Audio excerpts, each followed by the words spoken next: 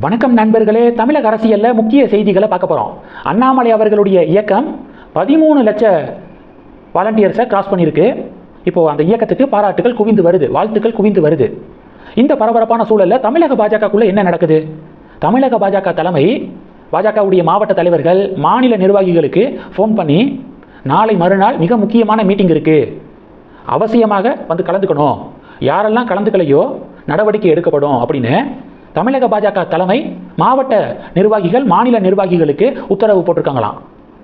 அண்ணாமலை புதிய கட்சி ஆரம்பிக்க போறாருல, இப்போ தமிழக பாஜகவிலிருந்து முக்கிய புள்ளிகள் ரிசைன் பண்ணிட்டு வராங்க. ரிசைன் பண்ணி அண்ணாமலை இயக்கத்தில் சேர்ந்துக்கு இருக்காங்க. பாஜகவுடைய மாநில துணைத் தலைவர் கரு நாகராஜன் நேற்று விலகி இருந்தார்ல, இன்னைக்கு காலையில் இன்னொரு மாநில துணைத் தலைவர் ஏஜி சம்பத் அவருடைய போஸ்டிங்கிலிருந்து ரிசைன் பண்ணி அண்ணாமலை இயக்கத்தில் சேர்றாரு. இன்னைக்கு காலையில் அப்டேட்டு. அதுபோக மாநில செயலாளர்கள் பல பேர் பாஜகவிலிருந்து விலகி அண்ணாமலை இயக்கத்தில் சேரக்கூடிய முடிவில் இருப்பதாக தகவல் வருது. இந்த சூழலில் தான் ஒரு மீட்டிங்கை அரேஞ்ச் பண்ணியிருக்காரு நயினார். 90% மேலே தமிழக பாஜக தொண்டர்கள் அண்ணாமலை பக்கம் போயிட்டாங்க. நிர்வாகிகள் எவ்வளவு பேர் பாஜகவில் இருக்காங்க, கண்டினியூ பண்ணுறாங்க அப்படிங்கிறத மாநில தலைமை தெரிஞ்சுக்கணும்ல. யாராவது விலகிற முடிவில் இருந்தால் அவங்கள கன்வின்ஸ் பண்ணி, ஏன்னா நிர்வாகிகளும் அப்படியே மொத்தமாக அந்த பக்கத்து போயிட்டாங்கன்னா மாநில தலைவர் பதவிக்கு ஆபத்து வந்துடும் நயினாருக்கு. அதனால நிர்வாகிகளையாவது அட்லீஸ்ட் கட்சிக்குள்ளே தக்க வச்சுக்கணும் அப்படின்னு இந்த மீட்டிங்கை அரேஞ்ச் பண்ணியிருக்காங்க.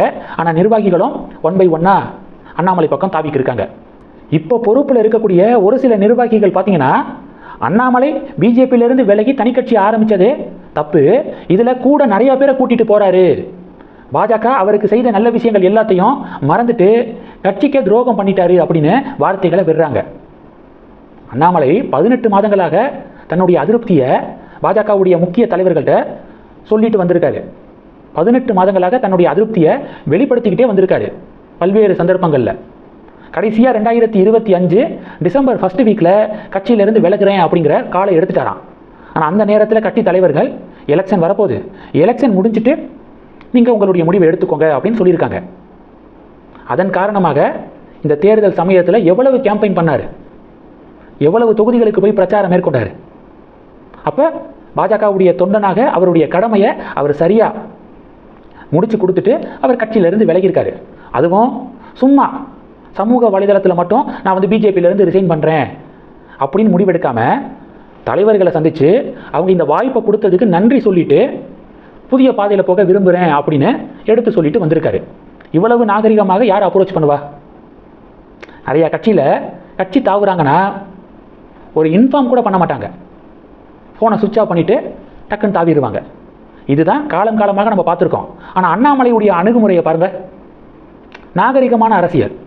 வாய்ப்பு கொடுத்தவங்களை நேரடியாக சந்தித்து அவங்களுக்கு நன்றி சொல்லிட்டு கிளம்புறேன் அப்படின்னு அவங்கக்கிட்ட இன்ஃபர்மேஷனை கொடுத்துட்டு வெளியே வந்திருக்காரு. வெளியில் வந்தாலும் பிரைம் மினிஸ்டர் மோடிக்கு எதிராக அவர் ஒரு இடத்துல பேசியிருக்காரா? அவருடைய சப்போர்ட்டர்ஸும் மோடிக்கு எதிராக ஒரு வார்த்தையை கூட அவங்க விடவும் மாட்டாங்க. ஏன்னா அவங்க எல்லாமே மோடி சப்போர்ட்டர்ஸ் தான். அவங்களுக்கு தமிழக பாஜகவில் இருக்கக்கூடிய தலைவர்கள் பிடிக்கல. ஏன்னா திராவிட கட்சிகளுக்கே சொம்படிச்சுக்கிட்டே இருக்கிறதுனால தமிழக பாஜகவில் பொறுப்பில் இருக்கக்கூடிய 4-5 பேரை தீவிரமாக வெறுக்கிறாங்க. அதனால அண்ணாமலைக்கு தங்களுடைய முழு ஆதரவை தெரிவித்து பிஜேபியிலிருந்து விலகிக்கு இருக்காங்க. இதுக்கு அண்ணாமலை எப்படி காரணமாக இருக்க முடியும்? நீங்கள் ஒழுங்காக தமிழக பாஜகவை வழி நடத்தி கொண்டு போயிருந்தா எதுக்கு அவங்க தமிழக பாஜகவிலிருந்து விலகி அண்ணாமலை பக்கம் போக போகிறாங்க? இது எப்படி இருக்குன்னா, எலெக்ஷனில் தோற்றதுக்கப்புறம் திமுக அனிதா ராதாகிருஷ்ணன் மக்களை குறை சொல்கிறாருல, கொளத்தூர் தொகுதி மக்களை திட்டினார்ல, ஸ்டாலினை தோற்கடிச்சிட்டாங்க அப்படின்னு. அது மாதிரி இருக்குது. ஒழுங்காக பொறுப்பாளர்கள் பணியை செய்யாமல் தொண்டர்களுடைய நம்பிக்கையை இழந்துட்டு இப்போ அவங்க ஒரு டிசிஷன் எடுத்திருக்காங்க. அதுக்கு அண்ணாமலையையும் பாஜக தொண்டர்களையும் ப்ளேம் பண்ணுறது எப்படி கரெக்டாக இருக்க முடியும்? இப்போ இந்த விவகாரம் தான் பேசு பொருளாக மாறி இருக்கு. இந்த செய்திகளை பற்றி உங்களுடைய பார்வைகளை கமெண்ட் பண்ணுங்கள். தொடர்ந்து கணக்கில் இருங்க. அடுத்தடுத்து நிறையா பதிவுகளை பார்க்க போகிறோம். நன்றி. ஜெய் ஹிந்த்.